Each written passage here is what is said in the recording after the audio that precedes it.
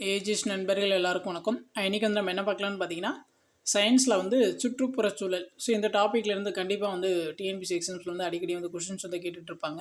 So அந்த டாப்பிக்லேருந்து இதுக்கு முன்னாடி வந்து டிஎன்பிசி எக்ஸாம்ஸில் வந்து என்ன மாதிரி கொஷின்ஸ்லாம் வந்து கேட்டிருக்காங்க அப்படின்னு சொல்லிட்டு நம்ம ப்ரீவியஸ் கொஷின்ஸ் வந்து பார்க்கலாம். நம்ம சேனலில் பார்த்தீங்கன்னா டாபிக் வைஸ் வந்து நம்ம ப்ரீவியஸ் கொஷின்ஸ் வந்து அப்டேட் பண்ணி கொடுத்துட்ருக்கோம். நம்மளுடைய சேனல் சப்ஸ்கிரைப் பண்ணாதவங்க கொஞ்சம் சப்ஸ்கிரைப் பண்ணி ஃபாலோ பண்ணி வச்சுக்கோங்க. சரி வாங்க பார்க்கலாம். ஃபர்ஸ்ட் கொஷின் பாருங்கள். பல்லுயிரினம் அல்லது உயிரின பன்மயம் என்ற பதம் குறிப்பிடுவது வந்து எது அப்படின்னு சொல்லி கேட்குறாங்க. ஸோ இதுக்கான ஆன்சர் பார்த்தீங்கன்னா ஆப்ஷன் ஏ, இனச்செழுமை மற்றும் மரபணு வேறுபாடு. அடுத்த கொஸ்டின் பாருங்கள். நீர்நிலை சூழலில் வெப்ப மாசு ஏற்படுத்தும் பாதிப்புகளில் முதன்மையானதாக அறியப்படுவது வந்து எது அப்படின்னு கேட்குறாங்க. ஸோ இதுக்கான ஆன்சர் பார்த்தீங்கன்னா ஆப்ஷன் ஏ, நீரில் ஆக்சிஜனின் அளவு குறைதல். அடுத்த கொஸ்டின் பாருங்கள். சுற்றுச்சூழல் மற்றும் மேம்பாட்டிற்கான ஐநா மாநாடு பிரபலமாக டேஷ் என அழைக்கப்படுகிறது அப்படின்னு சொல்லி கேட்குறாங்க. இதுக்கான ஆன்சர் வந்து ஆப்ஷன் டி, புவி உச்சி மாநாடு. அடுத்து பாருங்கள். தீங்கு விளைவிக்கும் புற ஊதா கதிர்களில் இருந்து மனிதர்களை பாதுகாப்பது பின்வருவனவற்றில் எது அப்படின்னு சொல்லி கேட்குறாங்க. ஸோ இதுக்கான ஆன்சர் பார்த்தீங்கன்னா ஆப்ஷன் சி, ஓசோன் படலம். அடுத்து பாருங்கள். CITES என்ற நிறுவனத்தின் செயல்பாடு எது அப்படின்னு சொல்லி கேட்குறாங்க. ஸோ இதுக்கான ஆன்சர் பார்த்தீங்கன்னா ஆப்ஷன் பி, அழியும் நிலையில் உள்ள உயிரினங்களின் வியாபாரங்களை தடை செய்வது. அடுத்து பாருங்கள்.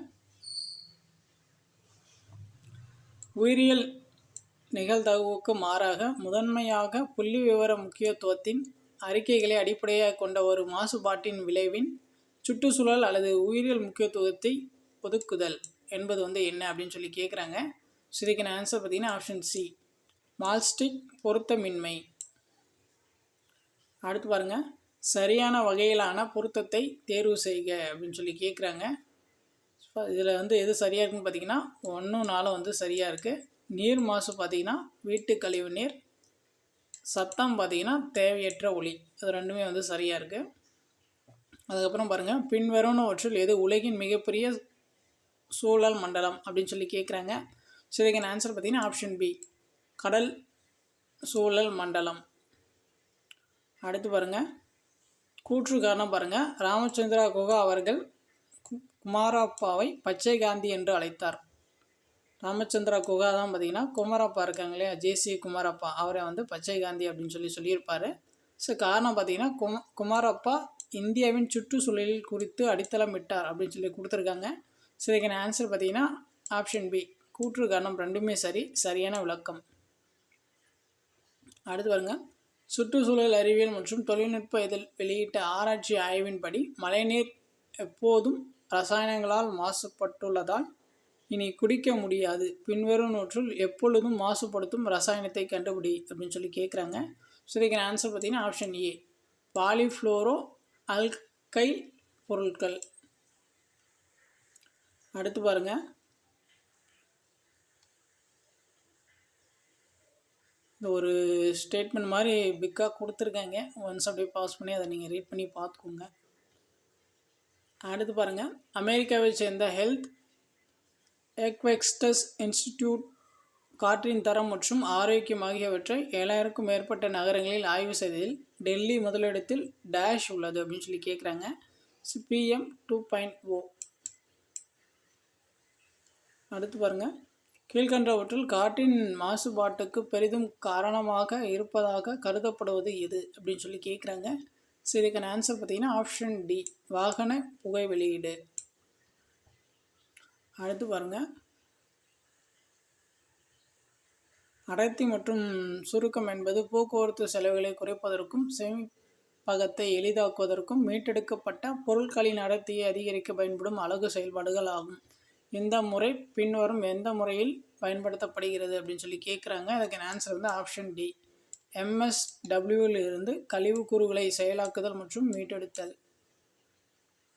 அடுத்து பாருங்கள். கீழே கொடுக்கப்பட்டுள்ளவற்றில் சரியான உணவுச்சங்கிலியை அடையாளம் காண்க. ஸோ இதுக்கான ஆன்சர் பார்த்தீங்கன்னா ஆப்ஷன் பி, புல், வெட்டுக்கிளி, தவளை. அடுத்து பாருங்கள். பகல் நேரத்தில் சுற்றுச்சூழல் வீழ்ச்சி விகிதம் இவற்றின் மூலம் நிர்வகிக்கப்படுகிறது. காற்றின் வேகம், சூரிய ஒளி, நிலப்பரப்பு அம்சங்கள், முகிலுரை. ஸோ இதுக்கான ஆன்சர் பார்த்தீங்கன்னா ஃபஸ்ட்டு 3 மட்டும்தான். சரிங்களா, 4வது வராது. அடுத்து பாருங்கள், பின்வருவனவற்றில் எது நதிகளின் காலநிலை தொடர்பான வெப்பமயமாதலின் விளைவு அப்படின்னு சொல்லி கேட்குறாங்க. ஸோ இதுக்கான ஆன்சர் பார்த்திங்கன்னா ஆப்ஷன் பி, மீன்கள் இடப்பெயர்வு முறை மாற்றங்கள். அடுத்து பாருங்கள், சூழல் மண்டலத்தின் 2 முக்கிய கூறுகள் என அழைக்கப்படுவது வந்து எது அப்படின்னு கேட்குறாங்க. அதுக்கான ஆன்சர் வந்து ஆப்ஷன் சி, உயிரற்ற மற்றும் உயிருள்ள காரணிகள். அடுத்து பாருங்கள், உயிர் சமுதாயத்தில் கரிமப் பொருட்கள் ஒரு தொடர் வரிசையாக உயிரினங்களுக்கு கடத்தப்படுவது என்பது டேஷ் என்று அழைக்கப்படுகிறது. இதுக்கான ஆன்சர் ஆப்ஷன் பி, உணவுச்சங்கிலி. அடுத்து பாருங்கள், நீர்நிலைகளில் அபரிதமான பாசி வளர்ச்சி காணப்படுவதற்கான காரணம். இதுக்கான ஆன்சர் ஆப்ஷன் ஏ, யூட்ரோபிகேஷன். வெப்ப மாசுபாட்டின் காரணமாக நீர்நிலைகளில் எவற்றின் செறிவு அதிக அளவில் குறையும் அப்படின்னு சொல்லி கேட்குறாங்க. இதுக்கான ஆன்சர் ஆப்ஷன் பி, கரைந்த ஆக்சிஜன் DO.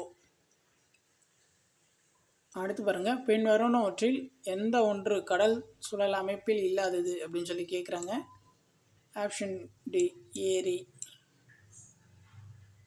அடுத்து பாருங்கள், கூற்று காரணம் வந்து கொடுத்துருக்காங்க. கூற்று பாருங்கள், வளிமண்டல சுழற்சி பல்வேறு அளவுகளினால் ஆன காற்று சூழலில் வகைப்படுத்தப்படும் அப்படின்னு சொல்லியிருக்காங்க. காரணம் பார்த்திங்கன்னா, வளிமண்டலத்தில் மாசுக்களை கரைப்பதிலும் கடத்துவதிலும் வளிமண்டல காற்று சுழிகள் முதன்மையாக பங்கு வகிக்கின்றன. இதுக்கான ஆன்சர் ஆப்ஷன் டி, கூற்று காரணம் ரெண்டும் சரியான விளக்கம். அடுத்து பாருங்கள், காற்றின் தரத்தை கண்டறிய மத்திய மாசு கட்டுப்பாட்டு வாரியத்தால் வெளியிடப்பட்டுள்ள செயலி. இதுக்கான ஆன்சர் ஆப்ஷன் ஏ, சமீர் செயலி. அடுத்து பாருங்கள், ஒரு உணவு சங்கிலியில் அடங்கி உள்ளவை வந்து என்ன அப்படின்னு சொல்லி கேட்குறாங்க. இதுக்கான ஆன்சர் ஆப்ஷன் சி, தயாரிப்பாளர், நுகர்வோர் மற்றும் அளித்தல். அடுத்து பாருங்கள், சுற்றுச்சூழலில் ஏற்படும் மாற்றங்கள் மக்கள் ஜனத்தொகையை சரி செய்ய வேண்டிய தேர்ந்தெடுக்கப்பட்ட அழுத்தங்களை குறிக்கின்றன என்பதை இந்த அறிக்கை உணர்த்துகிறதுன்னு கேட்குறாங்க. என் ஆன்சர் ஆப்ஷன்ஸ் பி, மாறிய சூழலுக்கு ஏற்ப மாறாத உயிரினங்கள் அழிந்து போக நேரிடும். அடுத்து பாருங்கள், நன்னீர் சூழ்நிலை மண்டலத்தின் முக்கியமான உயிரற்ற காரணிகள் எவை அப்படின்னு சொல்லி கேட்குறாங்க. அதில் பார்த்தீங்கன்னா 1, 2 வரும். கனிம காரணிகள் CAMGPNS. காலநிலை காரணிகள் பார்த்திங்கன்னா ஒளி, வெப்பம், தண்ணீர், pH, கலங்கல் தன்மை, எக்ஸட்ரா. Option A. ஸோ அடுத்து பாருங்கள், ஓர் உயிரி தனது புதிய வழித்தடத்தில் தன்னை விரிவுபடுத்தும் செயல் என்பது என்னன்னு கேட்குறாங்க. ஆப்ஷன் ஏ, நிலைப்படுத்துதல். கூற்று காரணம் பாருங்கள்.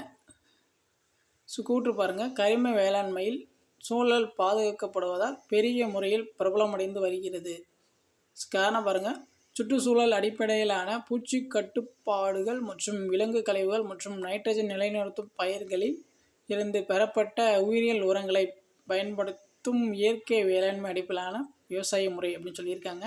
இதுக்கான ஆன்சர் ஆப்ஷன் பி, கூற்று காரணம் ரெண்டுமே சரியான விளக்கம்.